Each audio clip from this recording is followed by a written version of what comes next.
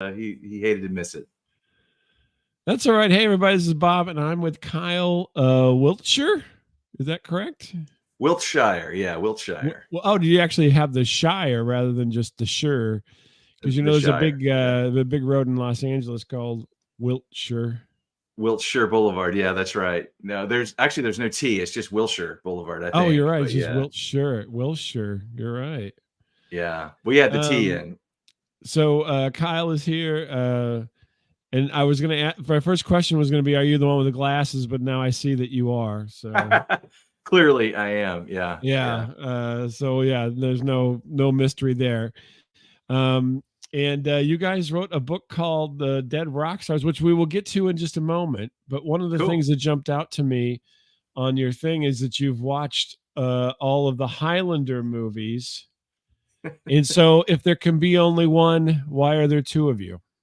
That's a great question. It really is a great question for the Highlander series because Yeah. for years it was the one guy, and then they made a TV show, and it turned out Mhm. the one guy actually had a cousin, and Yeah. How'd that so happen? Right. now there is only two. The reason we highlight that Highlander series is because I don't know if there's ever been a property, this is totally not true, but a property that has such a confusing and wonky mythology. When you try to look at the story they're trying to tell, it just doesn't make any sense at all. And so you just highlighted a great point. The whole point of it is there can be only one. Right. There could be only Actually, one. every time they find someone new, they find a new bad guy who's frozen in ice or something. So it's maybe just kind maybe of a that's the lesson is there's never only one. Maybe that's what they're trying. They yeah, didn't realize they were being so philosophical with that, but that's deep, man. there's never one. There's always another. Bigger fish, all that kind of stuff. For So, sure. so yeah, but the goofiest thing is the reason I wanted to talk to you guys. I mean, obviously the book sounds interesting and everything, but I love whenever people put kind of weird esoteric statements in their bios, and having the Highlander thing in there is just like, okay, this is interesting because most people are like, I'm the greatest person ever. You should talk to me because I do great things all the time. But most people don't really highlight these kind of uh, side things that popular culture side avenues that most people really are. That's really kind of where they're at. I mean, most of the time. Yeah. I think about that. So you said you watched them all on VHS, which means I guess you didn't catch it at the movies. That shows our age, right? So we weren't old enough to see them at the movies, but Right. we're not young enough to have watched them on DVD or on streaming services. Right. We hit that 80s 90s era of VHS. Which is So yeah, another that shows. yeah, it's another weird kind of thing that jumped out at me. So was this something that you guys, so you went to college together, which Yeah. so did you watch the Highlander movies in college or? Yeah, at some point in college, that's really part of our backstory. We may get into it later, but Jay and I have always loved movies and stories, and all any type of like continuity and those sort of things. And so we started realizing as we were in our early 20s or whatever, man, there's a lot of movie series out there. There's a lot of shows we hadn't seen for some reason or other. We just missed them. So like Mhm. we chose the Highlander because we think it's funny, but like we watched the whole Godfather series, because we had never seen those movies for some reason. That's And so pretty we sat funny down. too. I mean, if you think about it. Yeah. But, yeah.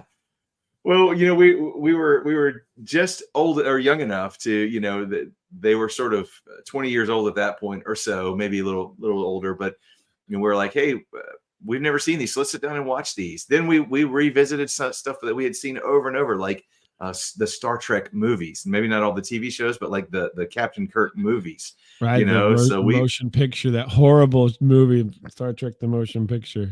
Oh, yeah, the one with the whales, like all they were yeah. all, and they're all interesting and quirky and fun and some amazing in their own ways. And so we discovered Highlander because the first one was like, man, Sean Connery's in this, can't be that bad, right? And Yeah, Yeah. The first one, you know, I'm kind a of Spaniard that talks with a Scottish accent. I'm from Spain now. that's right. Yes, The Spaniard, yeah. I'm I'd a forgotten that he Spaniard. was supposed to be from Spain, yeah, and he had the thick Scottish accent. That's hilarious. So yeah, just another quirkiness of the series. So yeah, we just plowed through those. We watched them in the dorm room and in our apartments later on in, you know, in life after we graduated. And so yeah, it's just those were just a fun example of us watching something and going, you know, years and years later, though, I think we could do this. You know, if they made Highlander 2, which is, you know, generally recognized one of the worst movies like ever made, Yeah. it just takes all the mythology from the first one and just flushes it, Yeah, they're like, you know. we just want to make money. We don't really care about all that. Yeah, and so if Highlander 2 can get made, surely we can tell a story better than Highlander 2. You know, that's Mm. you talk Well, about, you know, people putting their that's the bios. motivation. There you go. Well, totally. You know, you say in people's bios, they're talking about how great they are. That's our kind of subtle way to say, hey, we're pretty cool. We wrote a story that's better than Highlander 2. Yeah, You know, we're better than we didn't we're set the better bar than that. high, but we're better than that. Well, then 3 comes Um, along and just erases 2 as if it never happened. So it's, you know, it's that's just right. Oh hilarious. well, forget about that. Right. So you mentioned, so did you guys meet because of this fondness for kind of uh interesting movie choices, or tell me your origin stories, I suppose, between the two of you, possibly. Yeah, so Jay and I again. Oh, I hate that he's not here because he's so much fun, and we are just like the complementary parts, right? So, personality wise, he's an extrovert. I'm an introvert. You know, like when it comes to you know, ambition or entrepreneurial spirit or whatever, he's the gas pedal man, and I'm the brake. I'm like, whoa, we need to think about this, and he's like, let's go. You know, and so. We just complement each other in so many ways. And so when we were in college, as a freshman, I was sitting in my dorm room, and I hear a knock on my door, and I go answer it. And by the way, I was watching Rocky 3, a series we later watched, all the Rocky movies. But I answer my door, and Ooh. it's yeah, Adrian, you know. And so I answer my door, and it's Jay, and I had met Jay just like in passing, so we weren't close at that point.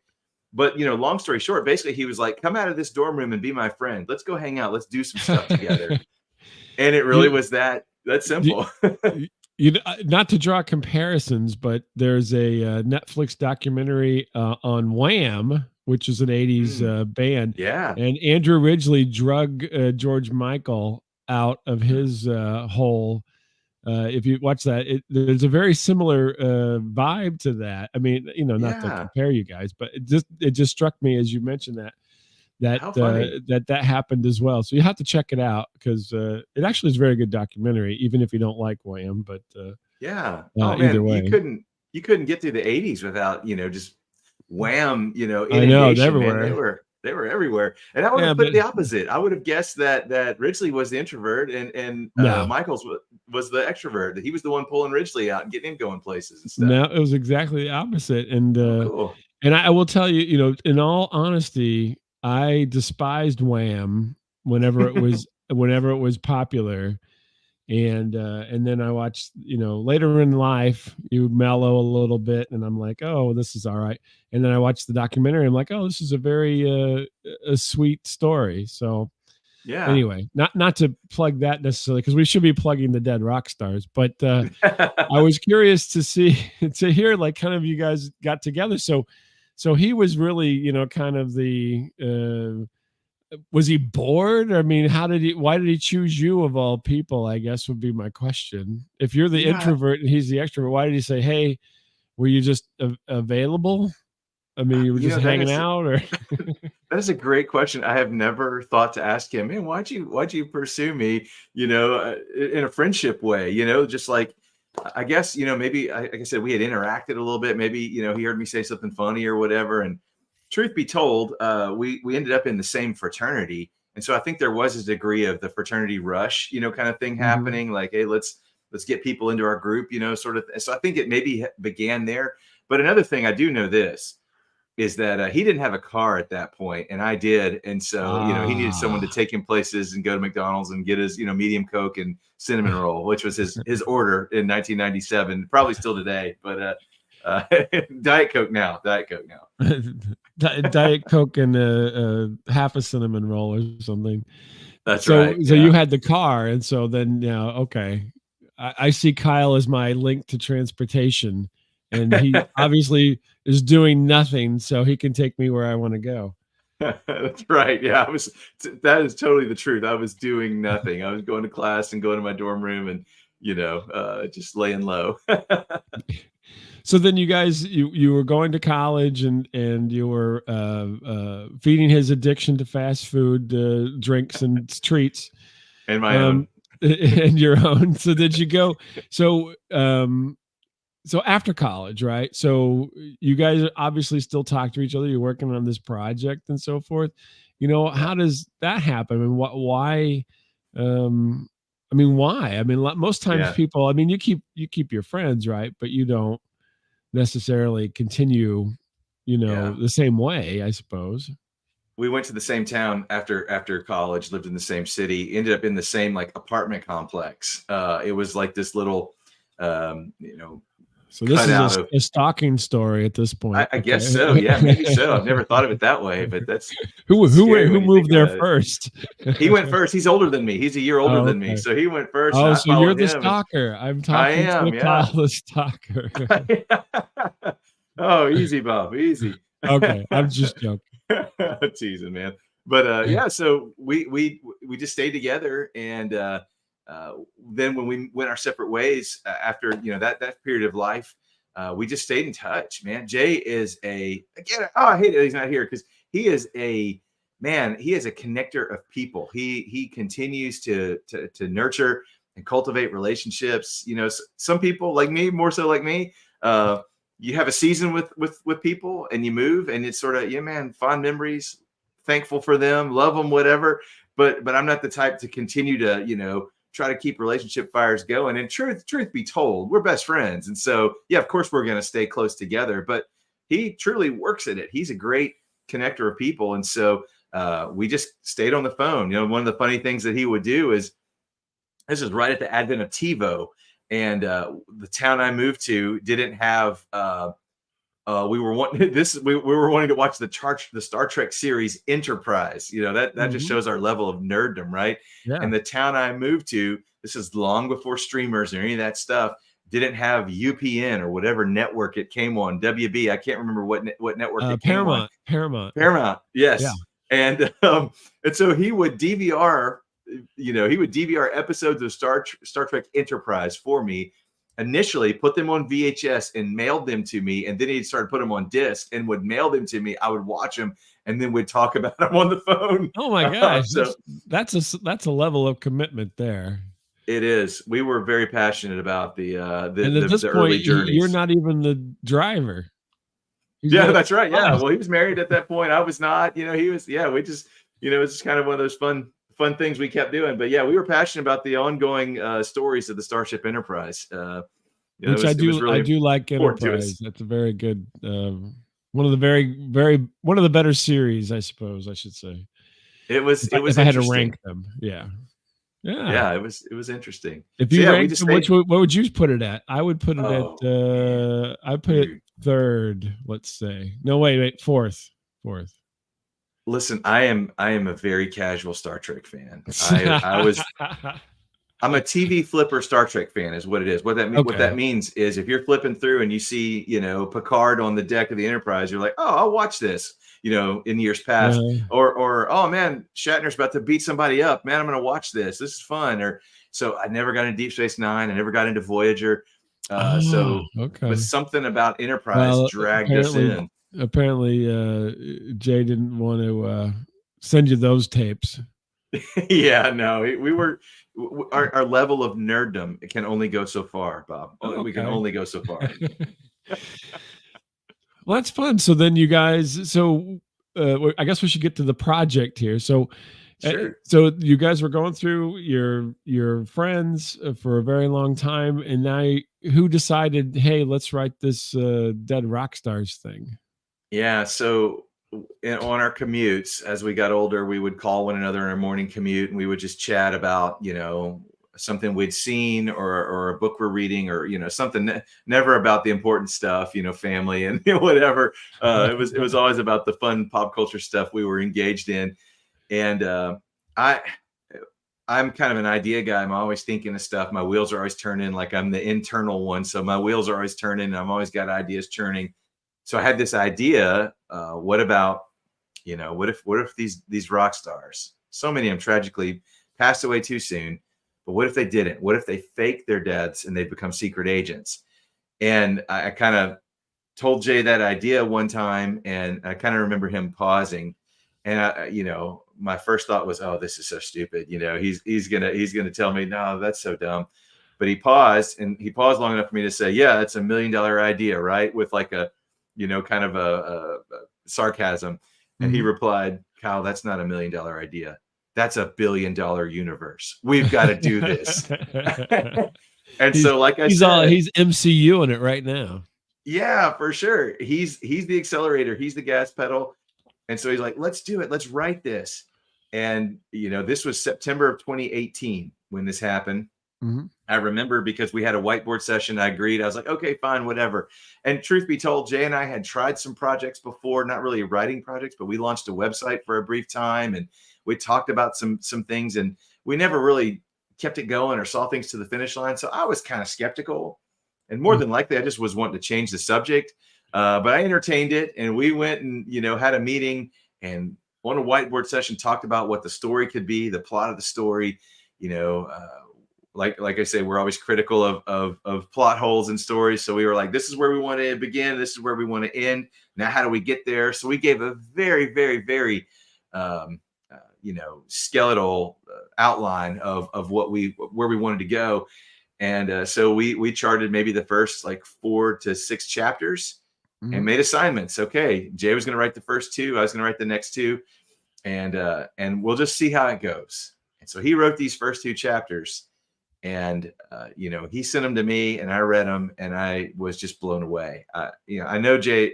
I knew Jay was super creative, had a great imagination, but what he put on those first 2 chapters was just like, man, we really do need to do this. And so I wrote the next 2, and seriously, it was just boom from there. Now, life happens. There were start and stops over time, but we finally finished a first draft in 2020. Thank you to the pandemic, when nobody could do anything but sit around at home. So we actually finished our pandemic project, and yeah, so we kind of launched it from there. That was sort of how it came to the conclusion. The first draft of the story.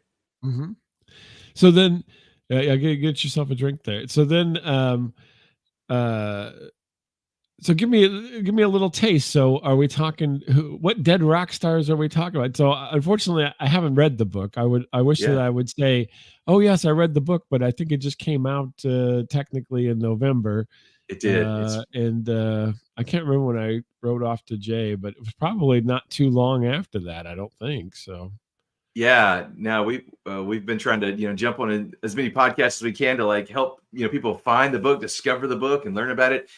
Yeah. So we the thumbnail sketch, like I said, dead rock stars fake their deaths, became secret agents, but we didn't want to just make it, all these dead rock stars. And I'll give a few hints, or to let you know a few people that are in the book. We like to keep Right. some of it a little bit fun and, spoiler free, but, Buddy Holly, Elvis Presley, Janis Joplin, the folks you can read on the back Oh, cover, the 27 Club, a lot of them then, huh? some of the 27 Club. Yeah, for sure. But here's the thing. We started doing some math, and we started realizing, oh man, if we try to set it in the present day, a lot of those of the most famous Mhm. ones would be really way too old. So we started thinking, when's a sweet spot? And we landed on 1999 as the The year. wouldn't hurt to the Highlander thing, pull that in there, just live forever so you don't have to worry about it, Borrow from Well, the Highlander. it's not quite that metaphysical, It's more Then you it's can more have Freddie grounded in Mercury's in reality. there. For sure. Yeah. So we set it in 1999, and then we Oh, started okay. realizing that okay, these rock stars were real people. Mhm. And as much as we would want to try to encapsulate who they are and what they were like, we're never going to get it right. Absolutely perfect. We're going to do something that a true hardcore Elvis fan would be like, Elvis King would never do that, Right, or yeah. a Janis Joplin fan would be like, no, she would. So what we decided was we need another character to be the main character, the protagonist, that we see this world of the dead rock stars through his eyes. The So Oscar that Goldman, the handler. yeah. Well, really, honestly, of course, you gotta set your goals really high, Mhm. But the real it was Harry Potter, right? So Harry Potter Oh. goes in this world. He's part of this world by birth and by his, I guess genes. How does magic get passed? Genetics. I have no idea. She never addressed that part, but The rock so stars of the magic world. that's right. But he comes in and he doesn't know anything. He doesn't know what the words mean. He doesn't know what a muggle is or any of these things. So he's got to learn all this stuff. So we took the same approach. Our character has to come in, our main character has to come in just like everybody else and doesn't know anything and has to be explained everything. Otherwise it feels like, maybe it's a little too much of a hill to climb. There's so many books that I feel like, it takes 100 pages before you ever really understand what it is you're reading. I tried to Mhm. read Dune, when the movie came out a couple of years ago, and I was Yeah, like, I think I'm going to put this down. But thankfully, I stuck with it and I got through the first book, yeah, but it took they're a 100 trudge, I pages. think. You That is a trudge. Yeah, you should watch the, original Dune movie from Oh, David I've seen it.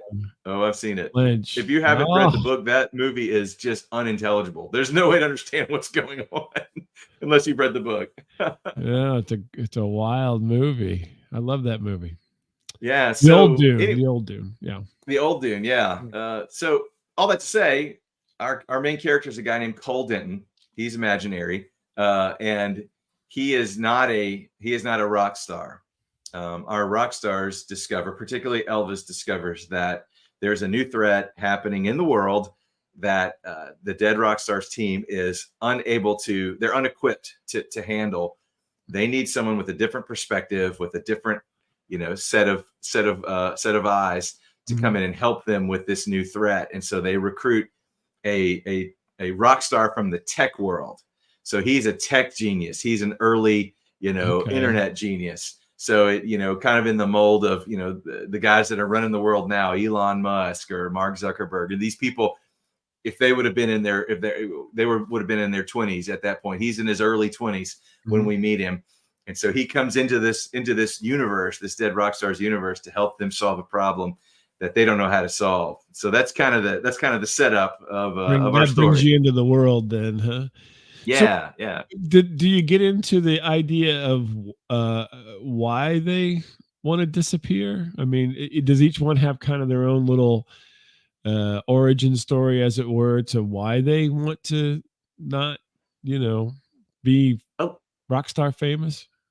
a little bit, and some of it is left to the imagination a little bit. But the truth is, all of those, many of those people, not all of them, many of those people, the reason they passed away so early is because of addiction or because of the price of fame or whatever it was. And so we thought um, it would be untrue to who they were to not include some of those realities. And so Mhm. there's a huge element in our story of redemption and recovery and family providing the things that maybe they didn't have as much of. The world took a lot from them, and it cost them a lot.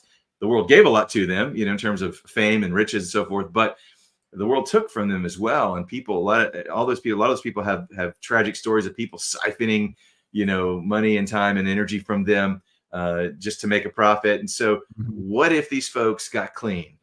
What if they, realized that in order to get clean and to make a true difference, not a rock and Mhm. roll difference, but a true difference in the world, we've got to die to ourselves. We've got to step away from this life, and we can secretly save the world. And so that kind of plays into the Oh, okay. motivation a little bit. versus, hey, this song's going to save the world. It's no, and actually these skills that I acquire are going to help save the world.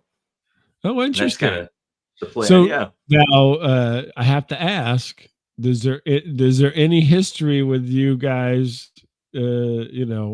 Leading the rock star life. I mean, it can't all be McDonald's cinnamon rolls and Coca-Cola, and it leads you to this because these are ideas I think that happen. As you run into things yourself, you say, "Oh, wait a minute, this is not the best approach to life. Maybe I need to do something else." Is there any autobiographical things in there, or maybe just you touched on some of these and kind of like, there's the kid that feels that the stove is hot and doesn't put his finger on it. And there's a kid who slaps his whole hand on there and says, "What happened?" Well, the truth is both Jay and I were more, we believed it when people told us that the stove was hot and we didn't go touch it. That's a great analogy. We were the ones that believed it, or I've said it before, wet paint. You see a sign that says wet paint, most people want to go touch it. No, we believe that the paint was wet, so we're not going to go touch it. So it was not from autobiography. However, Cole Denton, our protagonist, is an amalgam of Jay Watson and Kyle Wiltshire. I mean, he truly is a combination of our personalities. Now, neither of us, funny to say, are tech geniuses. Jay's more so than I. I think I stopped updating my internal iOS in about 2007. So I'm still, technology from 2007 is new to me, That's a good way to put it. It's funny. But Jay's continued to, to upload the newest one. He's a Google guy though. He's the friend in your group that makes you have green text boxes. So that's, he's that guy. So I can say that since he's not here, I can throw that rock. But he's one of those greenies. I think he's that's a what greenie. We're going to call him greenies. Yeah, he's going to hate that. I brought that up. Let's make that stick, Kyle. You want to be a bluey or a greenie? That's right. He calls us sheeple. Everyone who goes with the iPhone, he's like, "Oh, you are all sheep. All of you are sheep." So yeah. So all that to say, we did not go down that road. Now we've had some people in our lives that have. So it's not that we have zero experience of folks who have struggled with addiction or struggled with substance or those sort of things. But more so, we learned a lot about these folks from biographies and from interviews and, those sort of things. Because again, we knew we couldn't hit the absolute bullseye of recreating who they were. And truth be told, we didn't want to just recreate who they were. We wanted Elvis Presley 22 years later, not the one who died sitting on the toilet. Right. We want the one 22 years later who's in recovery, who has been trained, beyond just his, karate chopping, like has been trained to really fight and lead. He's the leader of the secret agent team, so he's got all these different skills, all these different perspectives, but he's still at his core, who he is. He's still Elvis Presley. So we wanted to hit a target, maybe not necessarily the bullseye though, as to who they were. You want to bring him across. So I guess he can't wear any TCB jewelry in his new life. No, that's the thing. He totally can. Because dead is dead, right? When someone dies, nobody thinks a second thing of it, because when someone's gone, they're gone. And so these folks, they're invisible in society because of it. So they can wearing a cape? Blend in. Is he still wearing a big suit with a cape and the big glasses and all that? In the first chapter of our book, so this is not a spoiler at all, you meet Elvis Presley and Buddy Holly, and they are both dressed just like it was 1957. Buddy's got the horn rim glasses and the neatly pressed suit, and Elvis is in his, I guess Elvis wouldn't have been 57. It'd have been more like, 77. He's in his Aztec, a sequin jumpsuit and, just strolling down the street. We made a joke. I think we heard this story that in like the, I'm going to expose a hole in my knowledge. I don't know when Charlie Chaplin was, but we heard that there was a time when Charlie Chaplin entered a Charlie Chaplin lookalike mimic contest. Yeah. And They lost. he got third place or something Yeah. like that. You know, he was the Uh-huh. actual Charlie Chaplin. So we recycled that, made a joke that Elvis entered a Elvis lookalike contest and got third place. Yeah, But here he is there's a in the Dolly Parton sequence. story about that too, where she entered a contest and didn't win, a Dolly Parton lookalike contest. And That is I funny. think a person in drag won. Oh, well, you know, Dolly always says it's awfully expensive to look this cheap. You That's know, right. that's her famous quote. So, Well, that's fun but though. yeah, So that they're out there and everybody's kind of like, oh, that, they're probably, people give them the side eyes. They're walking around. Oh, what the heck? What's going on with these guys? yeah, they interact with people. They're in Las Vegas. They interact with people. Oh, People, you know, point at them, laugh at them. You know, kind of make commentary. Elvis even at one point pulls his guitar out and plays some music to create a distraction. You know, so Buddy can do part of their mission. So yeah, it's just kind of that's something we thought about. You know, we were kids in the 80s and 90s, and so every time we checked out the grocery store, you know, the National Enquirer, right. The you sighting. know, Yeah. it was always, oh, Elvis, he was seen in Minneapolis, Minnesota at the pizzeria or whatever, you know. And so Yeah. we write that into the book as well, that you know, hey, sometimes they're right. Sometimes they actually did see us. There was a sighting. Yeah. I'm in St. Louis, Missouri. And if you head west on Highway 70, there was a famous building that was the Elvis is Alive Museum. That Oh, some guy had for many years. He passed away, and so it's gone away now. But I mean, gosh, into the probably 2010s, you could stop at the Elvis is Alive Museum and see, artifacts or something. I never oh, stopped. I really wish I would have man, now because I it's would have gone. loved to But have seen that. Oh, you that'd can have been look it up. so I'm sure awesome. there's stuff online about it. But yeah, so that's interesting. So you have this, you've created this whole universe of dead rock stars who are trying to save the world, essentially, right? So that's their thing. But this is a novelization. This isn't like a graphic novel. This is like a regular novelization, correct? Yeah. Yeah, actual book. You know, the truth is we wrote a book because we didn't know how to write a movie. Like we really would want to we really want to write a movie, but we had no idea how to do that. So we said, well, let's just write a book. And honestly, it's easier to get a book created and made, even if you have to self-publish, even if you have to, Mhm. you know, do it yourself. So let's just write this. Let's make this a book, and maybe somebody will discover it one day and turn it into a movie for us. That would be There you fun. go. Yeah, they'll be like, "Well, let's remake the Highlander," and everybody's like, "Oh, come on." Well, I think they're going to do that, though. To be honest I with think you, they are. Yeah, Superman's playing him, uh, from what I understand. yeah. They No, let's got not have any kind of other ideas. Let's just stick with the ones that have already generated. Um, but you mentioned that Jay wrote the first two um, chapters, right? And yeah. then at what point would you? At what point did he need a ride, and you jumped into this mix? So honestly, our process was we would each write the first draft of a chapter, and then we'd exchange. And so honestly, it's probably Oh. he wrote half, I wrote half. I can't really go through and tell you exactly who wrote what chapters, but he wrote half, I wrote half, and then we would exchange and make edits for one another, make Mhm. suggested changes, give some thoughts, give some ideas, steer something in another direction, those sort of things. And so honestly, there where one of us might have written the first draft, we Mhm. both worked so much on every chapter in the book that it is really no telling where he starts and where I end and where I start and where he ends.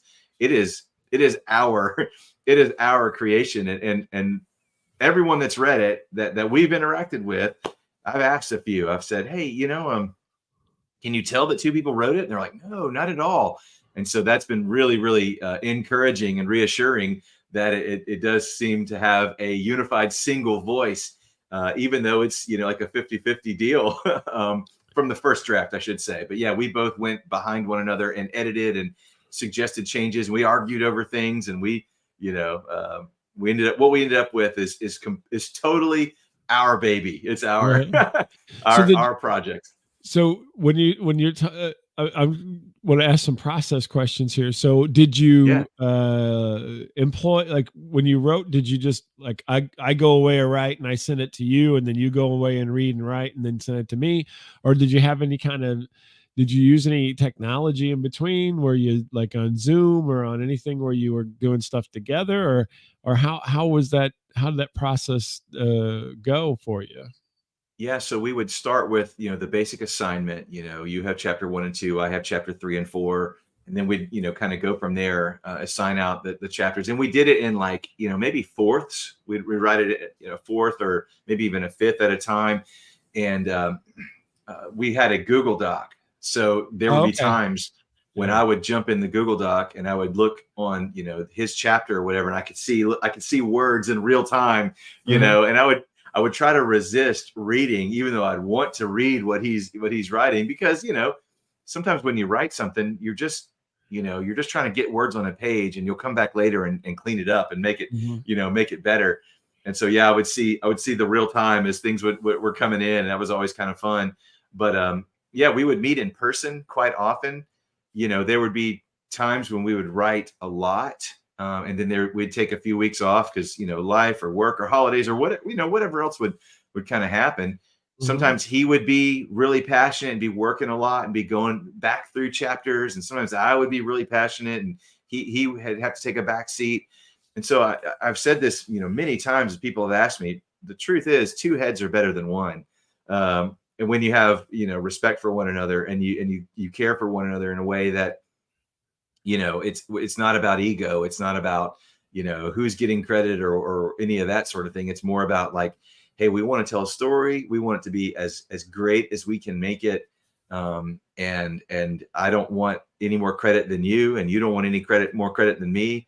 Mhm. We're equal on the byline. That's kind of the idea there. And so it really is amazing when two folks are working on something and they have the same goal in mind, what you can do together. It's kind of fun. So, would you say either one of your backgrounds are in, authoring things or writing predominantly? Or, I mean, did you want to go into that a little bit? Like, I mean, what do you do during the day? Obviously, this is something that's a uh, for lack of a better term, I'll call a hobby plus, because it's a hobby, but you want it to be more than a hobby. I'm assuming, since you're doing all this work. Yeah. But so whenever you go to, people go, oh, everybody says I'm going to write a book these days, but nobody does. I mean, obviously. So I mean, what prepared you to do this? Was there anything in your background that did so? I mean, we watched every movie that we could growing up. Just there was a lot of taking in movies and stories. Now, this was not what I did then, but now I'm an editor, and so that is completely new within the last 3 years that I've done, and so that helped us get it across the finish line as I sort of turned into that role. I'm a content editor. I'm not a periods and syntax and grammar editor. I'm more Uh-huh. like the big picture of things. I get the first edit. This doesn't make sense. Those sort of things. And so Uh-huh. that honestly, this hobby sort of helped inform my career in some ways. Oh, that's cool. Um, yeah, so it kind of the flip, the inverse was true for us. But yeah, I think our experience with just all the movies and TV shows and stories we've taken in over the course of our lives um, made us most prepared. We had a great editor who came and helped us. We've had several editors actually who came behind and helped clean our story up and Mhm. point us in the right directions and help you know give us suggestions to move it in the best way possible, and cleaned a lot of things up. Our publisher only allowed a under 100,000 words, and Mhm. so the manuscript we turned into our editor was over right at 100,000, maybe 99,000 words, and he cut it down to about 92, 93. So he found some We're gonna superfluous words in there that he cut out. gonna And get right under the limit here, guys. We'll be that's good. right. That's right. So yeah, so we Yeah. had a lot of help, and I think our love for movies and TV and stories is really what prepped us for this. So, would you? Can I ask what degree did you get when you guys were in college? Um, Nothing that led us toward where we are now. Okay. I was like, are you English major, or were you, No, communications person? I mean, Jay was in communications, but it was more the like, I don't know exactly the right, like on screen, maybe, maybe he was, the speaking, less behind the scenes stuff. Both Jay and I have career in ministry. So my okay. career, my path prepared me for a role in ministry. And so that is, sort of our background. When you ask the question about, have you touched the hot stove? Thankfully not. Right. Yeah. Okay. That was a big reason why. But so that's sort of what we did. We wrote a lot of papers, I'll tell you that, but Yeah. Okay. not in the fiction realm, not in the realm of fiction. So kind of a different world. That's interesting. Okay. So that's an interesting path. So then, do you touch upon that in the stories as well? So, I mean, since you mentioned that, I mean, my head starts pinging around here. And I'm Yeah. like, wouldn't it be interesting, to have these folks? Then you talked about redemption and so forth, and the way I was thinking about it now, since you mentioned that puts redemption in a whole different light. So is Yeah. it redemption in the sense of a religious redemption, as well as just a like a substance use problem? It's not, it's not overt. It's not, like we're not trying to put, our faith in anyone's face. That's not what we're trying to do. But there's sort of an underlying current of a redemptive lifestyle. It's Mhm. not about religion. It's not about, they don't go to church or anything, in the story. But they do realize to make a difference, they have to die to themselves. They've got to not literally, but kind of spiritually, in a sense, die to who they were and become these new people to Mhm. really help make a difference in the world. So it's, there's that theme, but it's Mhm. not, that's not like a It's not a overt. big It's not anything overt or anything. But yeah, you could easily say Elvis says, "Hey, buddy, I'll be right back. I got to go to a little chapel and perform a ceremony." Uh, yeah, that's to right, make some side money. He's for doing sure, weddings in Las Vegas at the little chapels. for Um, sure. but no, that's interesting. But obviously, I hate to spin off on this, but I'm thinking about it because basically most fiction, a lot of modern fiction, borrows heavily from the Bible, and borrows heavily from these ideas, of death and rebirth and so forth. And again, not in an overtly religious way, but there's always the Christ like characters, right? Yeah, In all kinds of fiction, even in fiction that you wouldn't think about to be have anything to do with religion. So it's yeah, interesting that you mentioned that for your thing, is that then there's can be this whole aspect of it as well, because you maybe led a path of self-destruction, and now you're deciding, well, that wasn't so great. Maybe I yeah, need to do some good for the world, and their path of doing good is through um, this organization. Does the organization have a name, by the way? Kind of like Spectre or yeah. anything like Well, I that? mean, the DRS, Okay. it actually, the DR and the S actually, I don't know how much I want to get into this because it is a That's bit okay. Don't spoiler tell me too territory, much, but but don't give away the story. But I gotta ask the questions. Basically, they just come into my head, so I gotta ask you yeah, something. no, ask away. Yeah, I'll answer what I can. No, And there's you a can say Latin no. phrase. That's privileged information if you buy the book. Gotta read the book first, man. No, there's a Latin phrase, that DRS, Mhm. because what you'll find when you read the book is that the DRS is much older than you might think. It's been going on for a long time, Mhm. and the current iteration of people like rock stars. It wasn't always rock stars that led the team, and as they're seeing the future and maybe leaning toward technology as the forefront, Uh-huh. When you read the book, you'll find out that in the past, different people sort of led this group. And it was the 1950s when the shift happened where let's make them all rock stars. So that's just a little Oh, okay. taste of what you'll Before find there when were you get the into lute it. players and the calligraphers. That was the leading the. Yeah. There were all these calligraphy guys that were out there. I don't. I'm just. Yeah. Yeah. Anyway, I was just riffing, but that's very interesting though. So now let me.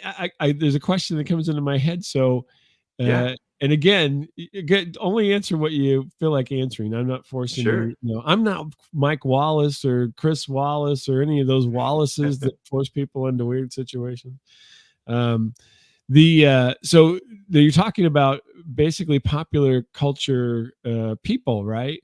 Yeah. So I guess my question would be, did you run into any problems? Because I mean, Elvis is a big name and so forth. And then if you write a story that includes even a fictionalized Elvis, is anybody coming at you for this? Boy, that was something we really worried about. We talked with our publisher and we talked with some attorneys, and what it boils down to is that if someone is dead, you can use them as a character. You cannot use their likeness, so you will not see Elvis Presley on the cover of our book, Mhm. but you can't use their likeness and you can't use their lyrics. And that's the other thing. In our first draft of the book, there was a lot of song lyrics, and when we were told no, you can't print song lyrics, that you have to pay all kind of royalties and those sort of things. So we deleted all the song lyrics. They're all gone. Quickly we deleted those. That's right. But you can write about, people who were real. So here's kind of what helped us feel like, okay, we really can do this. If you've ever seen the movie Once Upon a Time in Hollywood, there's that scene where Brad Pitt's character fights Bruce Lee, right, yeah. And there's controversial, a lot of very controversial. It was very controversial because he didn't paint Bruce Lee in the shiniest of lights. He kind of made him come off as a jerk a little bit. And Sharon Tate, she was a real person. She was brutally murdered. And yes, the point of the story is to,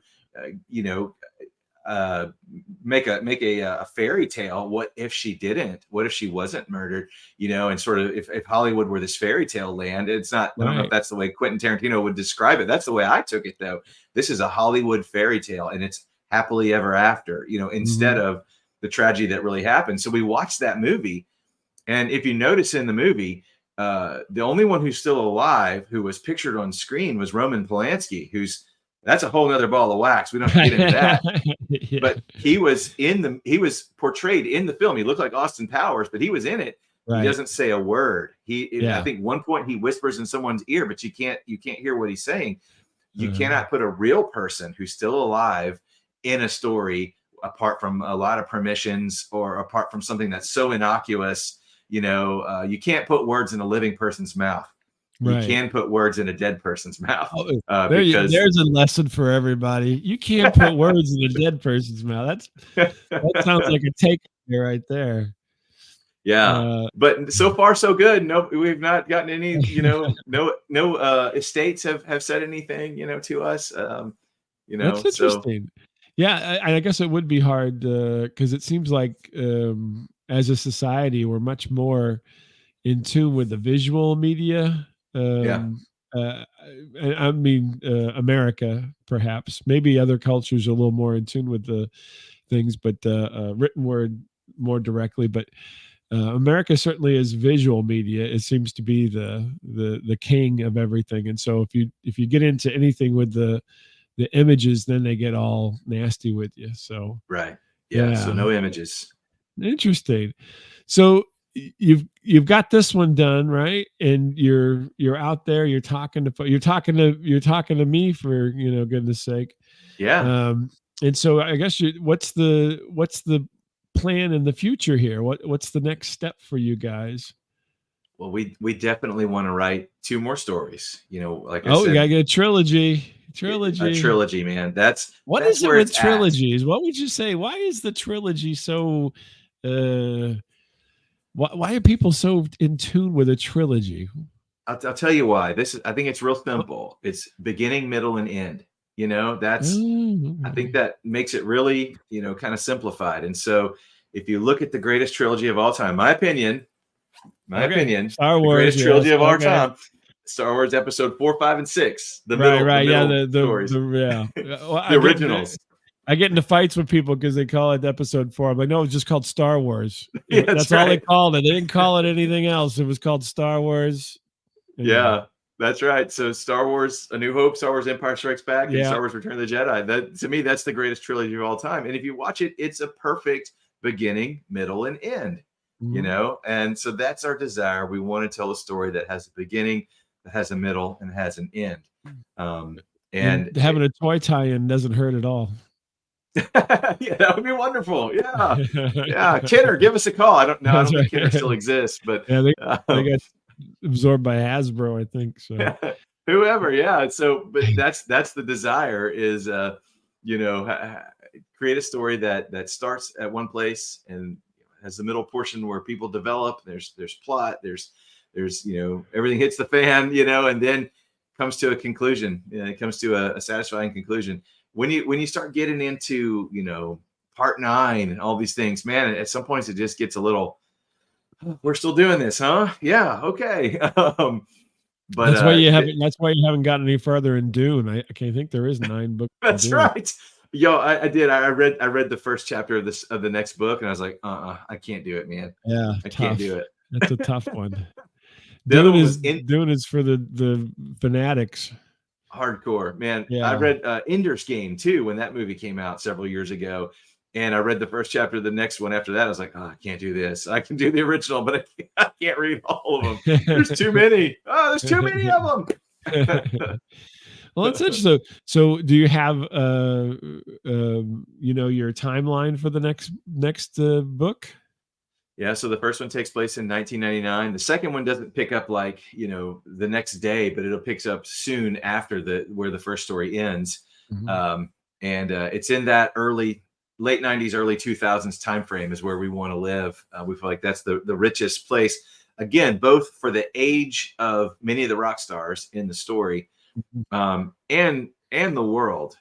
One thing that we ran into a challenge as we wrote, neither of us being tech geniuses, and technology is a huge part of our first story. We didn't want to write in such a way to expose that we don't know anything about technology. We had a friend of Jay's that is a tech guy. He knows this stuff, and we had several lunches with him and picked his brain. We're like, now, is it possible if? And we would spool some idea or plot thread that we're thinking about, and he would say, no, you can't do that. You couldn't do that. No way. And then that's funny. We'd say, could you do it? Yeah, you could do that. All we needed was, that would be possible. And so we'd run with it. We want to live in that soft sci-fi world, where we're not explaining how the catalytic converter works or whatever. We just, we just want to make this broad picture. We're not going to get into the hard sci-fi like Dune and Ender's Game, where they're getting deep into the, the mythology and how the science works. That's not us. No. And most of classic movies are ruined by cell phones these days because things wouldn't happen. I mean, that's right. If you take The Graduate, I mean, if there were cell phones, what's the point of the whole movie? He shows up at the end. He could have just texted or something. Right? Yeah. I'm gonna embarrass myself. I've never seen that one start to finish. Obviously, The Graduate. Okay. Well, never seen it start to finish. That's a little older than your area there that you've been talking about before. So. A little bit, but I mean, of course, here's to you, Mrs. Robinson. Cuckoo, right. Exactly. Yeah. Oh, actually, I was going to mention that reminded me. So you can't use the lyrics, but you can use you can have Elvis or peanut butter banana sandwich. So he could always say stuff about those kind of things. You could throw in there without any kind of problem, or Buddy Holly. You could use a song title. You could use a song title and reference songs, but no lyrics. And we did want to kind of lean into some of their personality, but we didn't want to lean too much into the stereotype, especially when it came to Elvis, because he can be such a cartoon in culture. Because Elvis was one of those few guys that we did get to see age. We saw him when he was young and fresh in the 50s and handsome. Right. And we saw him old and bloated, after the world had done its worst to him. And a lot of the others, man, they're frozen in time. Jim Morrison's frozen in time as this Adonis, never got to see him. He What got would he got a little bloated there in this. We did, 1970. we did, but man, his record company never made him do a disco album. You know what I mean? True. Like those sort of things. What would Janis Joplin's synth pop album have sounded like in the 80s when she's trying to stay relevant? She'd be like Cher by now at this point. I guess it didn't die already. Yeah. For sure. Yeah. So we never got to see them, many of them in those places. They're that frozen in time, state of who they were. And so to be able to fast forward them into the future is really a lot of fun, to project what they would have been like if they had a different mindset of, it's less about fame and all these other things. It's more about the family we have and saving the world, protecting the world. It's kind of fun way to look at it.